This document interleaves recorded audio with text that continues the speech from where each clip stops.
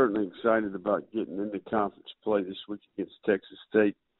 We're 4 games into the season here, and I think we've learned a lot about our football team and have got a pulse for, where we're headed and what we need to do going forward. So excited about this opportunity, and certainly Texas State, you can see that they continue to improve as Coach Withers is getting into his tenure there. So with that being said, we'll take a few questions. Thank you, Coach. Our first questions come from Bob Holt with the Arkansas Democrat-Gazette. Please go ahead, Bob. Hey, Coach. How you doing?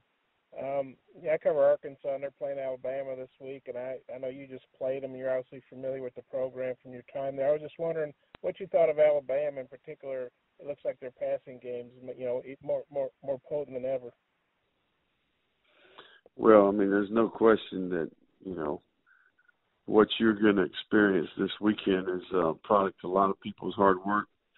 I think they've got great alignment and support at the university level. I think they've got tremendous leadership under Coach Saban. They've got a talented, smart staff that's done a good job not only from a schematic standpoint but from an intangible standpoint.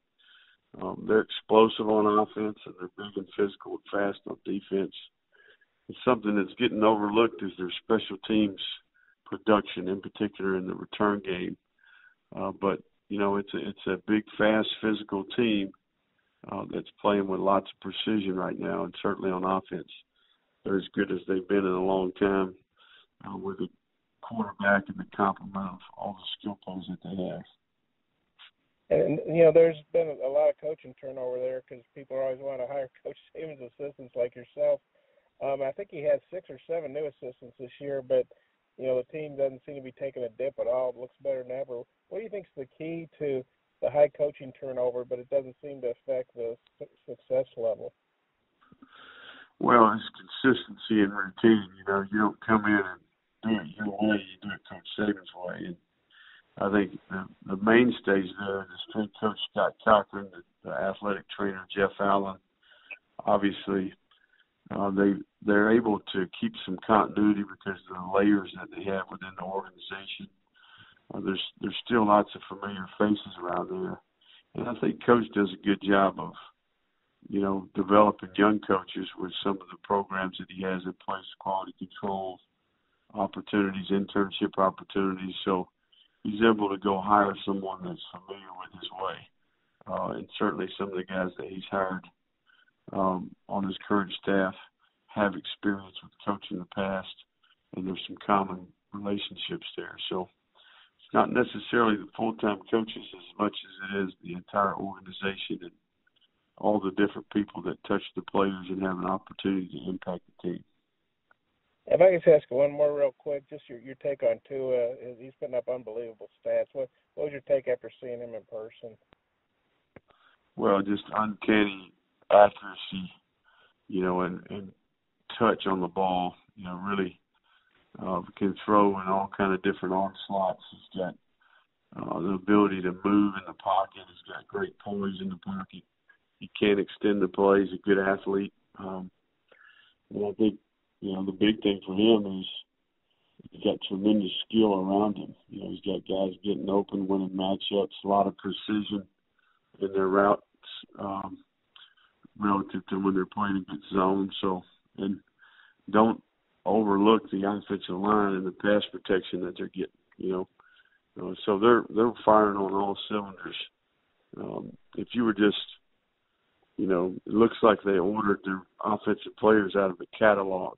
You just picked whatever you want at each position. This is exactly what you'd order. Thank you, Bob. Our next questions come from Bill Bender with the Sporting News. Please go ahead, Bill. Hey, Coach. Good morning. Bob mostly covered it, but I was going to ask you, when you play Alabama, what's the thing that gets most amplified in the game that you prepare? You might prepare for it all week, but once you see it in a game, it just becomes that more amplified and difficult to deal with. Size and speed, not only a very well-coached team, but the size and speed of the players, and then I think all the individual matchups that take place, and the fact that you've got to not only win one matchup, you got to win a number of matchups each play. And they've got a well-drilled team that has height, length, speed, and certainly I think they've got the intangibles on that football team. That's a football team that's got some really good leadership from the player level. And,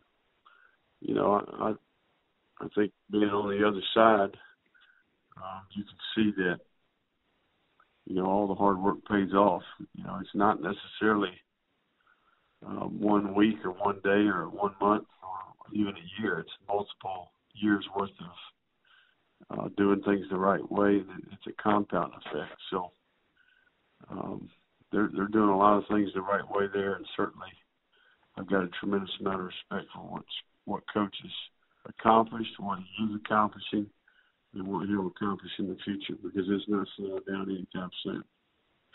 And one quick follow-up for you guys, though, when you play a team that's considered the standard, I guess, across college football, I mean, what's the biggest takeaway for you guys moving forward into your season? I know sometimes Alabama will beat a team and it can derail a season. For you guys, is it something that you can use to your benefit? Yeah, I think it's going to be a real positive for us, in particular because we played well in the fourth quarter. We were able to generate a couple of drives and put some points up. We got some stops on defense. I think it'll be a momentum builder for us. And certainly once you've been to the top, it's a good gauge on where you're at. And I do think when you play a team like that, they expose some of the limitations that you have. If you play with bad technique, you're going to get exposed. If you make mental errors, you get exposed. So I think it's a great teaching opportunity for our football team.